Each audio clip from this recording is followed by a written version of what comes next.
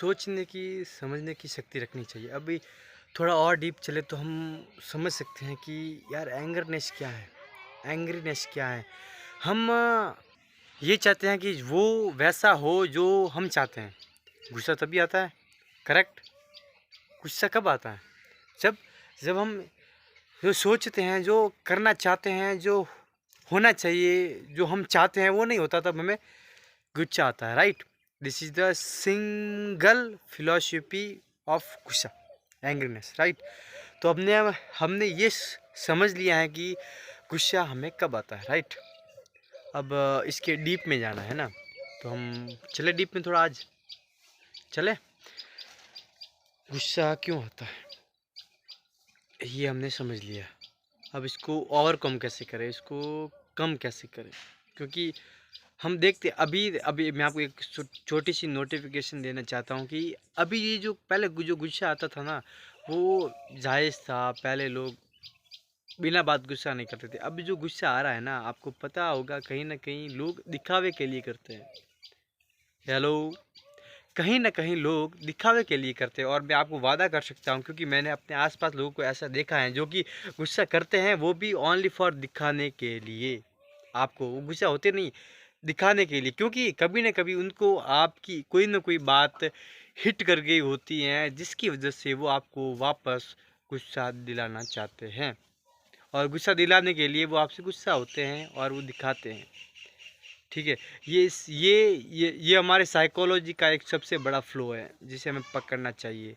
अगर हम इसको नहीं पकड़ते हैं ना, तो हो सकता है कि कहीं ना कहीं हम ये मान के चल सकते हैं कि हम अपने आप की सेल्फ स्टीम को ऐसा करने से लो करते हैं। हम सेल्फ स्टीम इससे कैसे फ़र्क पड़ेगा उसके ऊपर, अपने आप की जो इज्जत है ना, वो उसके ऊपर कम पड़ेगी। क्योंकि जब हम करते हैं ना कुछ ऐसे अपशब्द हमारे दिमाग से निकल जाते हैं जो शायद नहीं निकलने चाहिए थे, उसके नुकसान होता है ना। नुकसान तो होता ही है। श्री कृष्ण कहते हैं ना, 3 चीज़ें हमें नहीं भूलनी चाहिए। जब आप आनंदित हो तो वचन नहीं देना चाहिए। सेकेंडली, जब आप गुस्से में हैं तो आपको कुछ बोलना नहीं चाहिए, यानी कि शांत रह जाना चाहिए। नंबर थर्ड, अगर आप दुख में हैं तो कोई निर्णय नहीं लेना चाहिए, है ना। ये 3 चीज़ें श्री कृष्ण ने हमें बताई हैं, ठीक है। फिर भी हाँ, देखो, वैसे ही मैंने कहा था कि हमें मालूम सब है पर हम करते नहीं, है ना। हाँ, मोटे को पता है पतला कैसे होना है, मुझे पता है मुझे आगे कैसे बढ़ना है, आपको भी पता है मैं कैसे अच्छा कर सकता हूँ। But the thing is we can't do that because, क्योंकि हम ये मानते हैं कहीं ना कहीं हम ये मानते हैं कि शायद शायद ये लोग या हम हैं, समझ गए।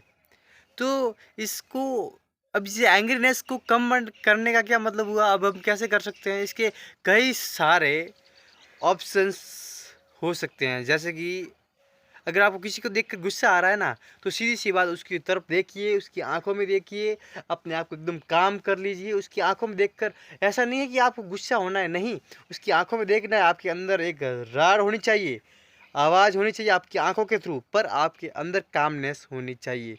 दिखा सकते हैं, होना नहीं है।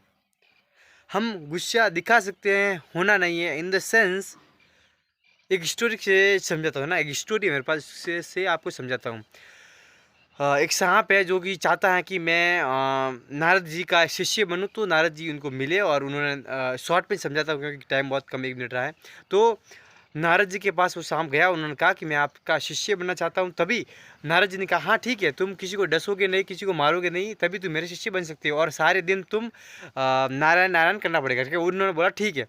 तब 6 महीने के बाद नारद जी घूम के वापस आते हैं, तब पता चलता है कि यार ये जो सांप है, जो मेरा शिष्य है, वो पूरा उसकी बॉडी पर पूरा खून था, वो पूरा खून से लथपथ था। तभी नारद जी ने पूछा, यार शिष्य क्या हुआ, तुमने तुम्हारी ये हालत किसने की? तभी सांप ने कहा कि नारद जी, आपने ही तो कहा था कि यार आप किसी को खाना मत, डसना मत, नहीं तो आप मेरे शिष्य नहीं बन सकते, राइट।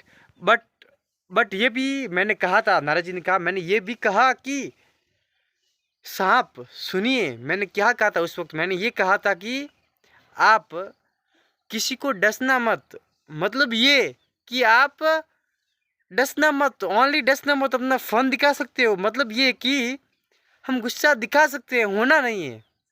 हेलो, बात समझ में आई है ना? तो this is the point, this is the point, we should understand this point.